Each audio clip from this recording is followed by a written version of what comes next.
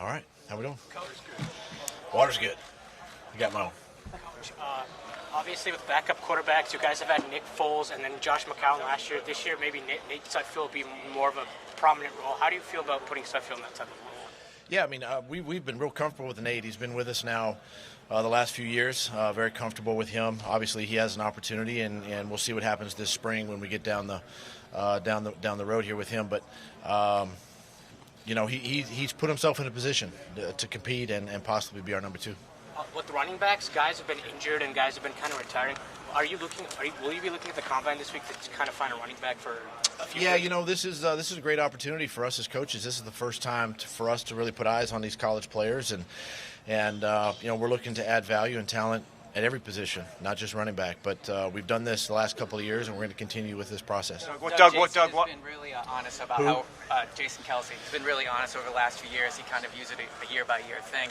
Have you talked to him, and do you expect him to be back and playing next year? I saw him at the end of the year when we had our exit physicals and had a chance to sit down with him. And, I think Kelsey's in a really good place with every player, and especially veteran players. I want them to take time, be with their families, get away from the game, refresh, recharge, and, we'll cross those bridges. But obviously we'd love to have them all back. Doug, you made the decision to fire Mike Groh, and it was one day later after you had said that maybe you had made the change. What changed in that one day that made you fire? I'm going to go back to a WIP interview that I had about a week later. And you didn't? Well, for those of you that did, thank you. That decision, obviously I was not clear in what I said and the communication level there. And I was still in my evaluation process of my entire staff at the time. And so it was just, a situation where I just misspoke, and, I apologize for that. Why was Mike fired? There's times where course of the season, course of the year, things just don't work out, and I'm constantly evaluating everybody, and my coaches know this coming into this business and into this our organization, and I have to make tough decisions. We have to do it with the players, we have to do it with coaching staff, and so I was, just made that move. What was Jeffrey's involvement in that decision making? There was none. This is one of the things that I appreciate about Jeffrey, Howie, is they give me a total control over the staff. Are they interested, and do they talk to me about certain guys and want to talk to candidates? Sure, they do. I think it just behooves them to have all the information, with guys that I bring into the building. So they give me that control, to make these decisions, and I got to make the tough ones, but at the same time, I felt like I made some really good hires this spring. You just hired your 5th wide receivers coach, Doug. You're next. Why do you think you have it right this time? I think in this, there's no guarantees in this business. I am excited, however, with Aaron. He's a former player. He's been around some great minds in this league. He's worked with and played with, Peyton Manning and here in Indy, and he's now coached the position, obviously at the collegiate level. He's got the right demeanor, and I'm excited to work with him and get him on board and get him caught up to what we're doing, and look forward to this offseason. Your structuring of your offensive staff with a run coordinator and a pass game coordinator, and also adding Scangarella. Is he going to be your quarterback's coach essentially? And you're the third team. The Rams and the 49ers also have this run-pass separation. Why is it a good thing? How does it benefit you? I think number one, now my offensive coordinator doesn't have to talk to you guys. That's going to be me, right? I mean, but the thing is, listen, for the last 4 years, I have had an offensive coordinator, and by position and by title. And yet, when it comes to game day decisions, game calls, I'm the one that's calling the plays. So the offensive coordinator doesn't do that. And so I've thought long and hard about this, and this is why I took my time this offseason, with these decisions with Rich, putting him in a senior offensive, position, and then promoting Press to a pass game coordinator. I really feel like that in order for Press to grow, I've got to give him more as a coach. I got to put more on his plate. I still want him in the quarterback's room. I still want him to be around Carson and the guys, and he's done an outstanding job there. But at the same time, I want him to have more of a his fingerprints on game plans. And then Rich comes in and he helps bridge the gap with Coach Stoutland as the run game coordinator and now press, and bringing all those pieces together along with myself. And having such a collaborative game plan approach allows us to really have more, I think, a better sense of our game plan that we're going into each game with. So I just made that decision, and obviously with it ultimately is, it comes down to me on game day with calling the plays. In that evaluation process, did you consider giving up play calling duties? No, not yet. No, that's the part that keeps me attached. That's the part that keeps me, my own motivation, right, is to be around the players and to stand up in front of the room and install the plays during the week and be connected to the team offensively that way with all the other things that I have to do. So play calling was never brought up. Did you find it hard to bring in potential OCs or offensive assistants if they didn't get to call plays?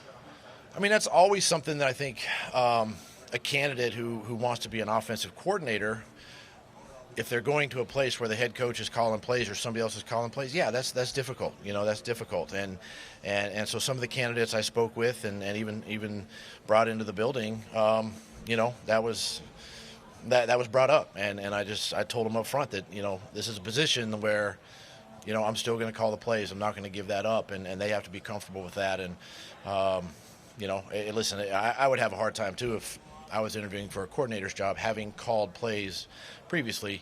That'd be tough to give up. Doug, Rich has the background in the Shanahan system. You guys have West Coast and spread guys with different backgrounds.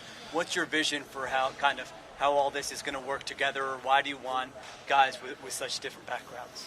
Yeah, I mean, it's again, our approach has been very collaborative. Our approach has been very very direct, and from the standpoint of, you hire position coaches for a reason, not just to coach the position, but also to have, input on game plans. And so having Rich now being around, Kyle and his, his offenses, whether it be in Atlanta and San Francisco, and being around quarterbacks, Matt Ryan and obviously Garoppolo and Nick Mullins and San Fran, these guys, he just brings and then having coordinator experience, in Denver last year, just for me, very intriguing to be able to bring in a guy that,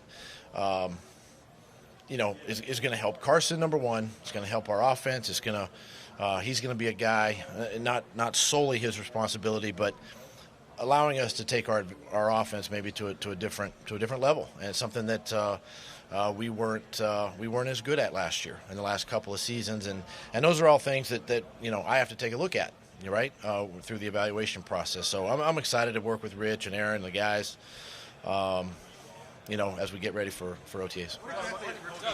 What's his role on a day-to-day basis? Is it all game plan specific or quarterback specific? I mean, it's various roles. One, as I mentioned, he's going to be able to bridge the gap. He's going to be able to bring together the run division and the passing division, right, and bring that together with a blend of formations and plays and things that really kind of tie everything together, right? And so that's going to be a key component. Obviously, game plan. He's going to have his hands all over the game plan as well. A lot of communication, a lot of film study. He'll work with quarterbacks just like I am in that room, so he'll have a chance to do that as well and have some input there and just assist with us on offense. You understand that Euchre's back? Oh yeah. Yeah, I think I said the same thing about Darren Sproles. Heck yeah. I'm sorry. What kind of coach are the Detroit Lions getting in Corey Unlin? Corey, wow, hard to obviously lose, and tough to lose a guy like Corey. They're getting a guy that he's going to be. His players are going to be well prepared. He gets the most out of his players. The players play hard for him, and I'm excited for him and being in this role, with Detroit and with Coach Patricia.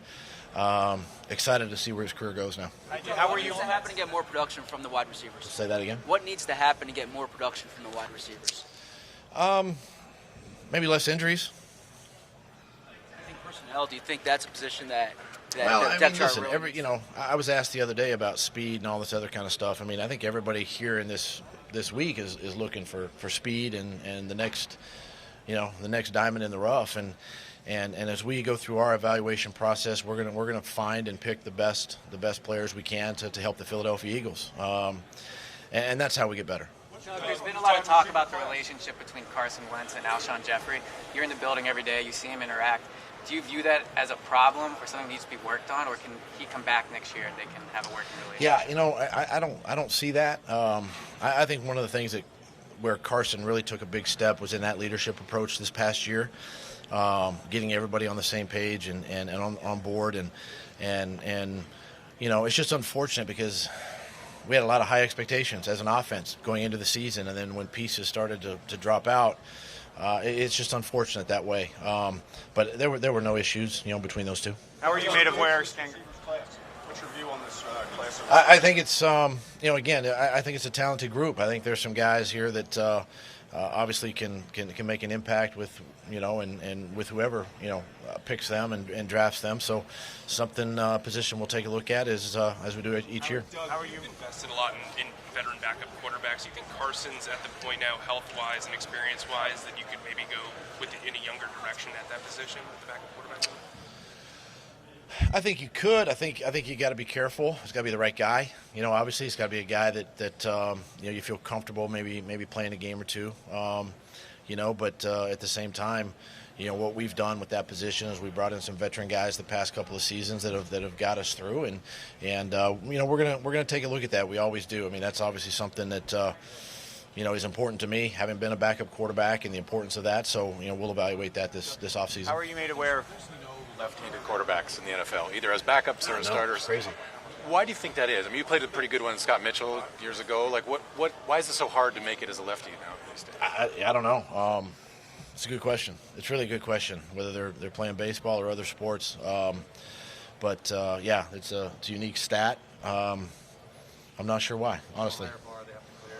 No. Left-handed, right-handed doesn't matter. Can they complete passes or not? I mean, that's the bottom line.